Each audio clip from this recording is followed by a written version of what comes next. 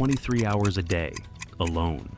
In a 7 by 12-foot concrete cell, no human contact, no sunlight, no hope of escape. This is ADX Florence, the Alcatraz of the Rockies, America's only federal Supermax prison. Inside its walls, the Boston Marathon bomber, the Unabomber, leaders of the Aryan Brotherhood, Mexican mafia shot callers,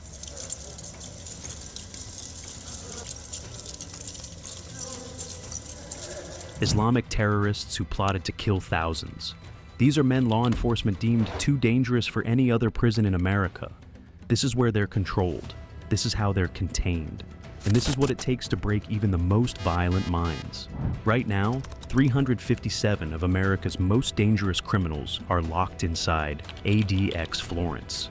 They're there because they killed in prison, because they escaped from maximum security, because they pose a national security threat so severe that even a single phone call could result in mass casualties.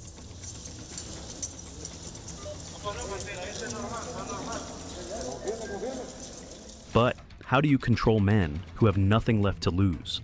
Men who've murdered corrections officers, men who've orchestrated violence from behind bars. The answer lies in a prison designed not just to contain, but to completely isolate. Welcome to the Supermax. October 22nd, 1983. United States Penitentiary, Marion, Illinois. Two correctional officers, Merle Clutts and Robert Hoffman, report for duty on what appears to be a routine day.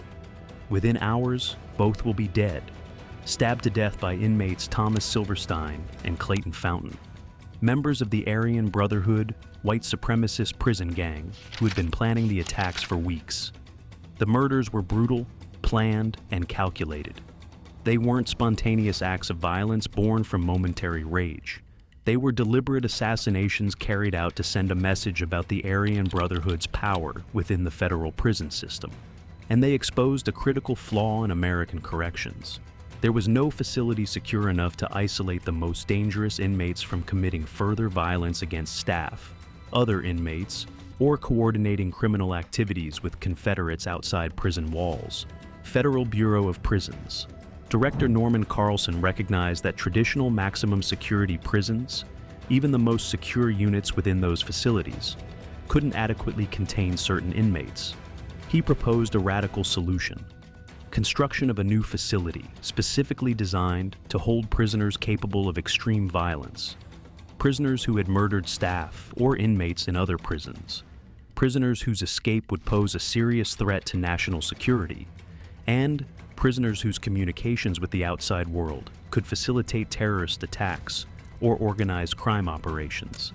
The concept behind this new facility was revolutionary in American corrections. Permanent lockdown with total isolation, no communal activities, no congregation in dining halls or recreation yards, no opportunities for violence or conspiracy, complete control through complete separation. After years of planning, site selection, and design work, construction began in the early 1990s. The facility was built in Fremont County, Colorado, 40 miles south of Colorado Springs, and 100 miles south of Denver, in the remote foothills of the Rocky Mountains. The location itself was strategic, chosen for its isolation, difficulty of access for potential escape accomplices, and distance from major population centers. Surrounded by nothing but desert and mountains, the facility would be nearly impossible to attack from outside or escape from inside. ADX Florence opened on January 10, 1995, after construction costs totaling $60 million. The facility was designed to hold 474 inmates and provide the highest level of custody in the entire federal prison system, surpassing even the most secure units within traditional maximum security prisons. The architecture of control. A DX Florence isn't just a prison with high security. It's a fortress engineered specifically to eliminate every conceivable security risk through design, technology, and operational procedures. The facility spans 37 acres in the Colorado high desert. The main structure is mostly above ground, constructed of reinforced concrete and steel, with a subterranean corridor linking cell blocks to the central administrative lobby. Every square inch is monitored by 168 closed-circuit cameras recording continuously. Every movement throughout the facility is controlled by 1,400 remote-controlled steel doors that can be locked down instantly from the central control room. Let's walk through what an inmate experiences from the moment they arrive. The cells measure 7 feet wide by 12 feet long, totaling 84 square feet of space, smaller than a standard parking space, and roughly the size of a small bathroom. Inside this concrete box, a concrete desk molded into the wall, a concrete stool similarly fixed in place, a concrete bed with a thin mattress, a stainless steel toilet that automatically shuts off water flow if blocked to prevent flooding as a form of protest or vandalism, a shower that runs on a timer providing exactly enough water for basic hygiene, a sink with no taps, just buttons that must be pressed to release water, preventing any possibility of creating weapons from plumbing fixtures. The walls are poured reinforced concrete, 12 inches thick, designed to be virtually soundproof. Inmates cannot hear each other through walls. They cannot communicate by tapping codes or shouting. The isolation is not just physical, but acoustic, preventing any sense of community or ability to coordinate activities. The window in each cell is perhaps the most psychologically significant design feature. It measures 4 inches wide by 4 feet tall, a narrow vertical slit in the concrete. But it's angled upward at 45 degrees, so inmates can see only sky. Never the ground, never other buildings, never their location within the complex or the surrounding landscape. This prevents them from planning escapes based on knowledge of facility layout, prevents them from signaling to accomplices outside, and creates disorientation about time and space. The door to each cell is solid steel with only a small slot for food trays, opened and closed remotely. Controlled remotely from the central command center, doors can be locked down individually or en masse. If a prisoner attempts to flood the cell, harm himself, or create a disturbance, officers don't need to enter and risk assault. They simply wait until the prisoner exhausts himself or until tactical teams can be assembled. For 23 hours every day, inmates remain in these cells, alone. No human contact beyond brief exchanges with officers delivering meals. No conversations with other inmates. No physical interaction with another human being. This is not punishment for misbehavior. This is the baseline condition, the standard experience for every day, every week, every year of their incarceration. The 1 hour outside the cell each day follows strict protocols. Inmates are shackled with handcuffs, leg irons, or both, depending on their security classification. They're escorted by at least 2 officers to a concrete recreation pen that resembles an empty swimming pool surrounded by 20-foot concrete walls. The pen is large enough for approximately 10 steps in a straight line, or 31 steps walking in a circle. They can see only the sky above through heavy mesh that prevents drone deliveries or helicopter escapes. No equipment, no companionship. Just an hour of solitary pacing before return to the cell. This isn't punishment for rule violations. This is the standard baseline condition designed to eliminate every opportunity for violence, conspiracy, or escape. The 6 levels of security within the Supermax. Not every inmate at ADX experiences identical conditions. The facility operates with 6 security levels, each with different privileges and restrictions based on behavior and threat assessment. General population units designated Delta, Echo, Fox, and Golf units house inmates who pose the lowest security threat within the Supermax, a relative term since everyone at ADX is considered too dangerous for traditional maximum security prisons. These inmates have demonstrated good behavior over extended periods and may eventually transfer to less restrictive facilities as part of a step-down program.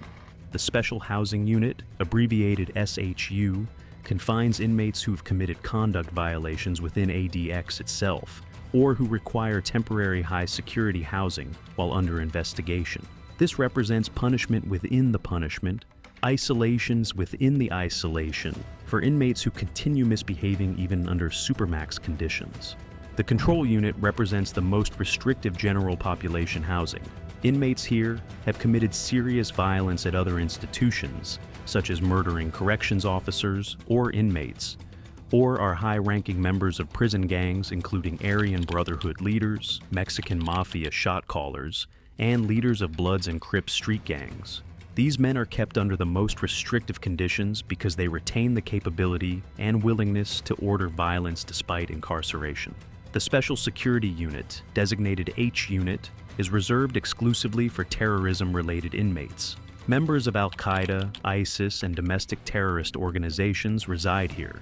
These inmates are subject to special administrative measures known as SAMs, which prevent them from communicating with anyone outside the prison, including lawyers and family members, without government monitoring and approval. Every phone call is recorded.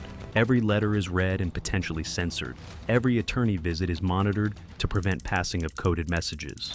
Intermediate and transitional units, designated Kilo and Joker units, serve as step-down units where inmates who've maintained good behavior can earn increased privileges and prepare for eventual transfer to lower security facilities.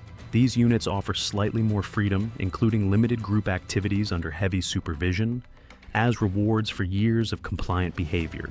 Range 13 represents the most restrictive housing in the entire facility. A special 4-cell unit within the Special Housing Unit reserved for inmates deemed so dangerous or so escape-prone that even standard Supermax conditions aren't sufficient. Only 2 inmates are publicly confirmed to have been held in Range 13. Ramzi Youssef, mastermind of the 1993 World Trade Center bombing, who was caught attempting to build bombs in the Philippines for additional attacks, and Joaquin El Chapo Guzman, the Mexican drug lord who twice escaped maximum security prisons in Mexico through elaborate tunnels and conspiracies involving corrupted guards. Range 13 is isolation within isolation, restriction within restriction.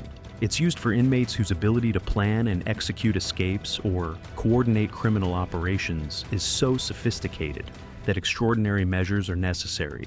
These inmates have essentially no privileges, no contact with other inmates, and monitoring that exceeds even standard ADX levels. Who's inside? The inmates of ADX Florence. Let's examine some of the men currently held at ADX to understand what it takes to be sent to America's Supermax. Dzhokhar Tsarnaev, Federal Register number 95079-038, is the Boston Marathon bomber. On April 15, 2013, Tsarnaev and his brother Tamerlan detonated 2 pressure cooker bombs near the finish line of the Boston Marathon, killing 3 people and injuring 264 others, with 17 losing limbs. The brothers then murdered MIT police officer Sean Collier during their attempted escape. Tsarnaev was convicted on 30 federal counts and sentenced to death.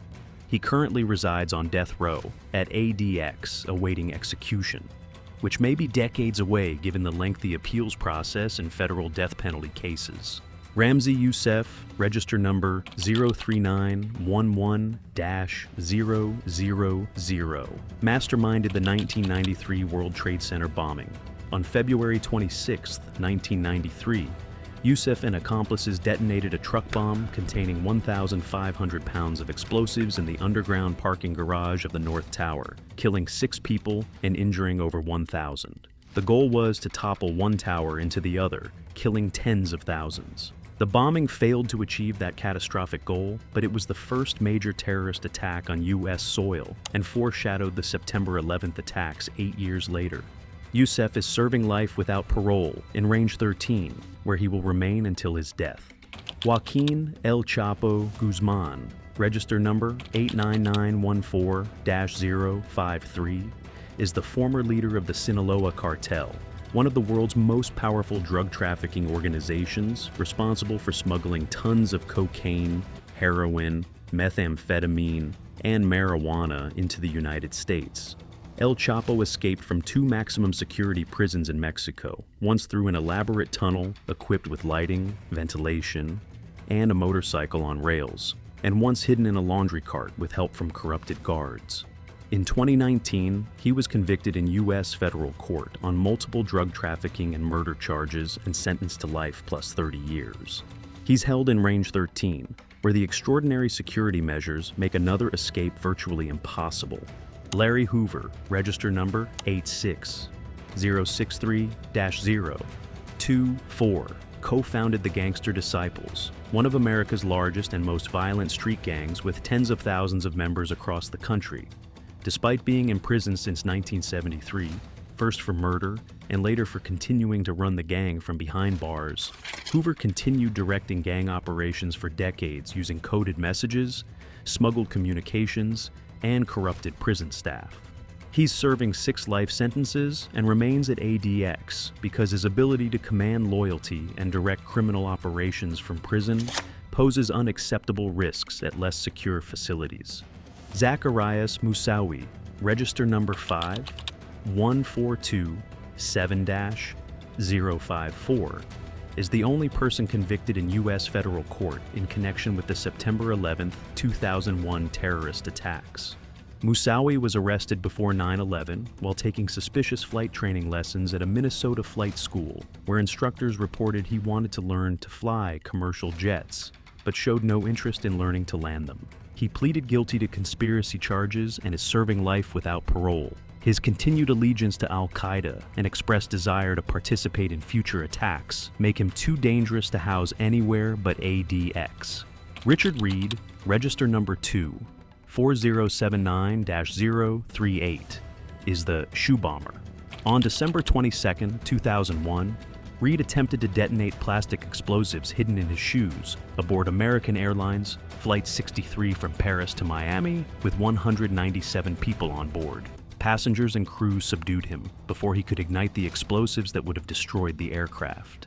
He's serving life without parole and remains a committed Islamic extremist who poses continuing threat. Terry Nichols, register number 08157-031, was co-conspirator with Timothy McVeigh in the Oklahoma City bombing.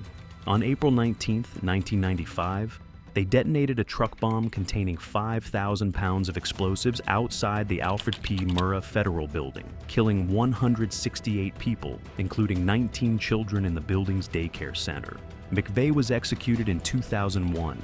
Nichols is serving 161 consecutive life sentences without possibility of parole. These men represent the absolute worst of American criminality: terrorists, mass murderers, gang leaders, and drug cartel bosses. And they're all under one roof, completely isolated from each other and the outside world. How gang leaders are controlled at ADX. Prison gangs are among the most difficult inmates to manage because even from behind bars, gang leaders can order murders, drug trafficking, extortion, and violence. They use coded letters where innocent-seeming messages contain hidden instructions. They use corrupt staff members who smuggle messages or contraband for money. They use family members as messengers during visits. They use smuggled cell phones to directly communicate with gang members on the street. At ADX, these methods are systematically eliminated through multiple overlapping security measures. Communication restrictions are severe. Inmates in the Control Unit and H Unit have severely limited phone and mail privileges. Calls to approved numbers are monitored and recorded by intelligence analysts. Letters are read, copied, and screened for coded messages before being sent or delivered. Face-to-face visits are conducted through reinforced glass partitions with no physical contact possible, preventing passing of contraband. Special administrative measures, or SAMs, can be imposed on the highest-risk inmates, particularly terrorists and gang leaders, whose communications could facilitate continued criminal operations. These measures prohibit inmates from communicating with anyone except their attorneys. And even those conversations are monitored to prevent passing of messages disguised as legal discussions. They cannot send or receive mail from family or associates. They cannot make phone calls except in emergencies and with monitoring. They cannot speak to journalists or write books. This prevents them from issuing orders to gang members or terror cells outside. Physical isolation eliminates the ability to recruit new members, hold meetings, or pass messages through other inmates. Gang leaders cannot maintain their positions without the ability to communicate with their organizations. At ADX, inmates never interact. They don't see each other in cafeterias because there are no communal dining areas. They don't meet in recreation yards because they exercise alone in individual concrete pits. They don't pass in hallways because movements are staggered, with some inmates locked down while others move. Intelligence gathering by the FBI, ATF, Bureau of Prisons, intelligence units, and other agencies continues inside ADX. Informants among staff and inmates provide information. Communications that are allowed are monitored for coded language. Surveillance identifies attempts to continue gang operations from inside. A case study illustrates the effectiveness. Larry Hoover of the Gangster Disciples has been in federal custody for over 50 years.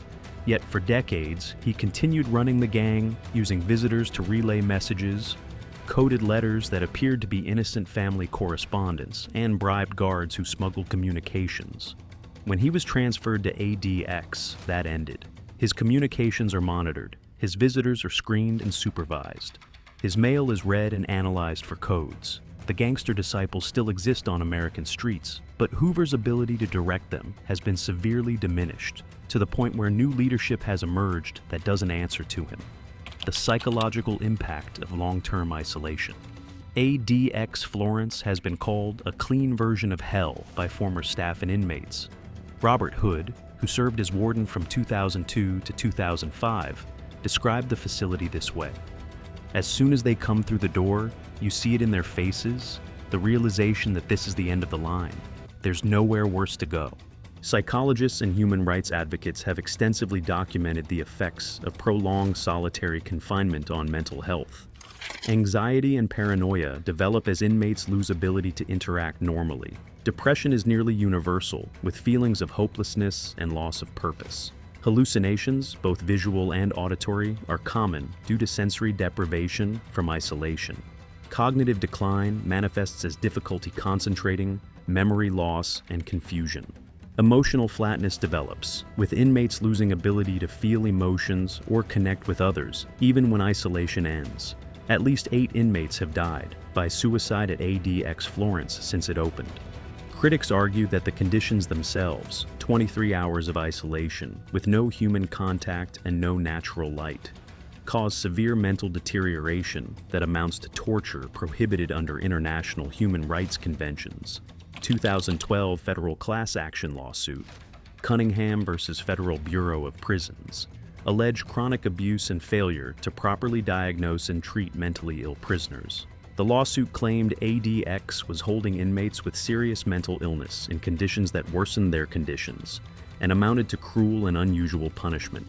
The Bureau of Prisons has since made reforms, transferring inmates with serious mental illness to facilities with psychiatric care. ADX is now reserved for prisoners who are dangerous due to their behavior and choices, not their mental state. But the debate continues in legal and human rights circles. Is prolonged isolation ever justified? Or does it constitute cruel and unusual punishment prohibited by the Eighth Amendment? The defense of ADX Florence. Proponents of ADX argue it serves a critical and irreplaceable function. Where else do you house a man who's murdered 2 corrections officers and vowed to kill more? Where do you hold a terrorist who, with a single phone call, could order an attack? Where do you send a gang leader who continues running criminal operations from inside maximum security prisons? Jamie Fellner of Human Rights Watch toured ADX in 1998 and stated, "The Bureau of Prisons has taken a harsh punitive model and implemented it as well as anybody I know. The conditions are restrictive, but they're consistent and predictable." Compared to state-level Supermax prisons, which often suffer from overcrowding, understaffing, violence, and poor conditions, ADX is clean, orderly, and safe. Inmates receive 3 nutritious meals daily. They have access to limited television and radio programming on in-cell devices. They can earn privileges through years of good behavior. And crucially, there's a path out for most inmates. Those who maintain good conduct for at least 1 year can gradually earn more time outside their cells, access to the step-down units, and eventually transfer to lower security facilities. The long-term goal is keeping inmates at ADX for no more than 3 years before transferring them. The purpose isn't permanent punishment. It's to extract reasonably peaceful behavior from extremely violent career criminals. Conclusion: the future of Supermax incarceration. As of 2024, ADX Florence houses 357 inmates, well below its 474 inmate capacity. 2 housing units have closed due to low population. Federal sentencing reforms have reduced the number of prisoners entering the system, The Bureau of Prisons has shifted toward rehabilitation rather than pure punishment where appropriate, and some inmates have completed their time at ADX and transferred out. But as long as there are terrorists plotting attacks from prison, gang leaders ordering murders from behind bars, and inmates killing corrections officers, ADX Florence will remain open and necessary. Because for society's most dangerous criminals, there is no alternative. A DX isn't about revenge or cruelty. It's about control in an environment where loss of control means death. And in a prison where the residents include the worst of the worst, control through isolation is the only thing that keeps everyone, staff and inmates alike, alive.